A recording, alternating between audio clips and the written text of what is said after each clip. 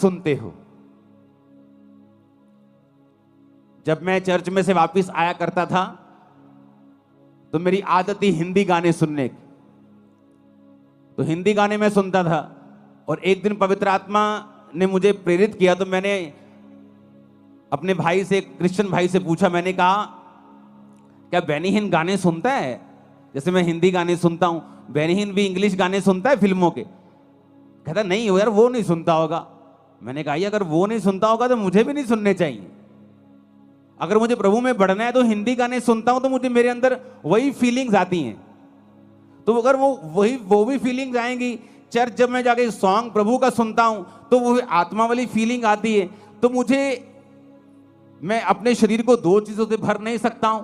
एक ही सोते से खारा और मीठा दोनों पानी तो नहीं निकल सकते, तो चुनाव करना पड़ेगा। उस दिन से कैसेट्स होती थी, तब सारी फेंक दी थी, कोई गाना नहीं सुनना।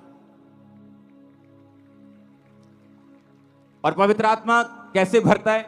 जब मैं सॉन्ग सुनता था, ये सुखविंदर साथ होता था सॉन्ग 2004 से 5 से, जब गीत गाते थे, सॉन्ग सुनते थे, तो वो सॉन्ग सारा हफ्ता दिमाग में बजता था जब तक अगली मीटिंग नहीं आती थी। 3-4 दिन वो सॉन्ग बज ही जाना आत्मा में, जब तक कोई और सॉन्ग नहीं सुन लेना। तो उस वजह से पवित्र आत्मा से हम भरपूर रहते थे, सब लोग जितने इस नियम के ऊपर चलते थे। तो परमेश्वर ने कान क्यों बनाया? उस फोटो को देखेंगे। परमेश्वर ने कान गर्भ के जैसा क्यों दिया है, जबकि जो सुनने वाली चीज है वो तो अंदर है। कान का पर्दा तो अंदर है। लोग बोलते जी मेरे थप्पड़ मारा किसी ने, कान का पर्दा फट गया, अब सुनता नहीं। अगर इस कान से सुना जाता तो ये फटता तो कान नहीं सुनता, पर अंदर का पर्दा फटता है तो कान नहीं सुनता, क्योंकि ये परमेश्वर ने गर्भ के जैसा बनाया है, ताकि जो कुछ तुम अंदर लोगे, गाने, गालियां, संसारिक चीजें, किस दोस्त के साथ आप बैठ रहे हो, ऐसा दोस्त जो आपके साथ जब बैठता है, जब आप उठते हैं तो आपका विश्वास कम हुआ होता है, वो आपके अंदर नेगेटिव चीजें डालता है। ओ ठीक है चर्च, ओ कदी कदी चल जाया कर, उन लोगों ने भी बना के रखनी है, ओ ले एक चर्च है जी सारे लोगों का वखरा ही कर देती है, और आप थोड़ी आप क्या सुनते हैं मायने रखता है। आप अगर नेगेटिव सुनेंगे और उस नेगेटिव को कैंसिल नहीं करेंगे, आपने मान लिया कुछ नेगेटिव सुना और आपको मालूम नहीं है कि उसे कैंसिल करना है, उसे रिजेक्ट करना है, ऐसे लोगों के पास नेक्स्ट टाइम मत बैठें जहां बैठने पर आपका विश्वास कमजोर होता है। कुछ महीनों के लिए त्याग दें। वो दोस्त जो मैंने 2007-8 में त्याग दिए, 15-16 साल बाद मुझे मिलते हैं आज, लेकिन आज मेरी बातों का असर उन पे होता है, उनकी बातों का असर मेरे पे नहीं होता। क्यों? एक समय था अगर क्रिश्चियन होने के बाद भी अगर मैं उनके साथ रहता तो हो सकता उनकी बातों का असर मुझ पे होता। जब मैंने अपनी 10th को कंप्लीट किया था तो मेरे कई नए दोस्त स्कूल से बाहर बने थे, और उसमें से एक दोस्त मेरा ऐसा था जिसका मेरे ऊपर बहुत प्रभाव था। मोस्टली मेरा प्रभाव मेरी टीम पर, मेरे लोगों पर होता था, लेकिन एक दोस्त ऐसा था जिसका प्रभाव मुझ पे होता था, जो मुझे प्रभावी लगता था। अगर वो मेरी लाइफ में होता क्रिश्चियन बनने के दौरान, मैं आपको बता देता हूं, अगर वो मुझसे कहता तो हो सकता है मेरा विश्वास वो ना होता, क्योंकि मसीह में आने के बाद बहुत सी दिक्कतें मुझे हुई। मेरी फैमिली ने मुझे त्यागा, छोड़ा, लोगों ने मुझे डांटा, रिश्तेदारों ने मेरी डांट लगाई, मुझे मेंटली बहुत सा डिस्टर्बेंस पैदा करने की मेरी लाइफ में कोशिश हुई। शैतान ने डिस्टर्ब अलग किया, बीमारियों ने अलग किया, लोगों ने अलग किया। पर मसीह में आने के कुछ महीने पहले ही वो दोस्त को परमेश्वर ने मेरी लाइफ से दूर कर दिया था, और अब तब मुझे मालूम हुआ कि इतनी स्टूपिड सी चीज के ऊपर हम कभी भी अलग नहीं हो सकते थे, लेकिन हम हुए। लेकिन कुछ साल पहले हमारा फिर मेल मिलाप हुआ। आज मेरी बातों का असर उस पर होता है, उसकी एक भी बात का असर मेरे पे नहीं होता। टाइम होता है, एक समय होता है, खुदावन आपकी बोलता है सहेली छोड़ दे मेरी बेटी,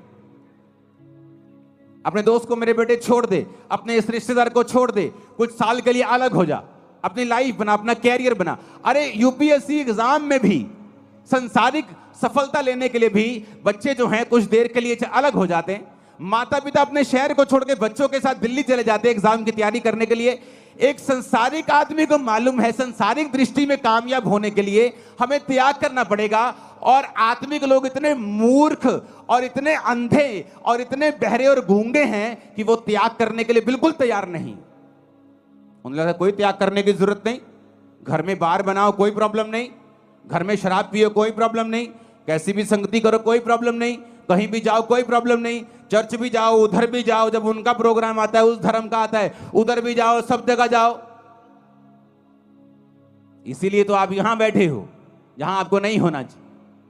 कि 10 साल से नाम ठेकेदार है लेकिन ठेका कोई नहीं है। आप वहां बैठे हो जहां आपको नहीं होना चाहिए। आपको फलवंत होना चाहिए था, बढ़ना चाहिए था। बढ़े क्यों नहीं? क्योंकि क्रिश्चियन व्यक्ति के बारे में बाइबल कहती है कि नमक का स्वाद अगर बिगड़ गया तो वो किसी काम का नहीं। दूसरा बंदा पापी हो सकता है शारीरिक रीति से कामयाब हो जाए, लेकिन क्रिश्चियन अगर खुदा से दूर होगा तो धक्के खाएगा और पैरों के नीचे आएगा, वचन कहता है। क्योंकि तुम सच्चाई को जानते हो, तुम्हारा न्याय अलग रीति से होता है। दूसरा गाने सुन के कामयाब हो सकता है, संसारिक दृष्टि से, आत्मिक दृष्टि से वो भी एक नाकामयाब व्यक्ति है, लेकिन तुम शारीरिक और मानसिक और आत्मिक सब दृष्टि में नाकामयाब हो सकते हो, क्योंकि तुम्हारा न्याय अलग रीति से होता है। तुम प्रभु के लोग हो, तुम वचन जानते हो, सच्चाई जानते हो, तुम जानते हो तुम उजाले में हो, तुमने उजाले का स्वाद चखा है, तुम परमेश्वर को जानते हो। हालेलुया। जब सुबह अपने कानों में कंघी, जब अपने बालों में कंघी करने के लिए उठोगे तो अपने कानों पे ध्यान देना और सोचना कि आज मुझे क्या सुनना है, इस गर्भ के अंदर मुझे क्या लेके जाना है, अच्छा बीज या बुरा बीज। अच्छा बीज लेके जाऊंगा तो अच्छा फल लाएगा, बुरा बीज दूंगा तो बुरा फल आएगा। जमीन नहीं देखती, अब आम बो दोगे भी आम उगा देगी, आप डोडे बो दोगे डोडे उगा देगी, आप कांटे बो दोगे, कैक्टस बो दोगे कैक्टस उगा देगी। जमीन नहीं देखती, जमीन बोलती मुझे बीज दे मैं तुझे उगा दूंगी। कान भी जीवन भी देखता नहीं क्या अच्छा है या बुरा है, वो तुम्हारा डिसीजन है, वो पावर तुम्हारे पास है, अंगों के पास नहीं है। जमीन के पास उगाने की पावर है, तुम्हारे अंदर उगाने की पावर है, लेकिन उगाना क्या है ये तुम्हारे ऊपर निर्भर करता है। ऊंची आवाज में हालेलुया बोलो, ऊंची आवाज में फिर से हालेलुया बोलो।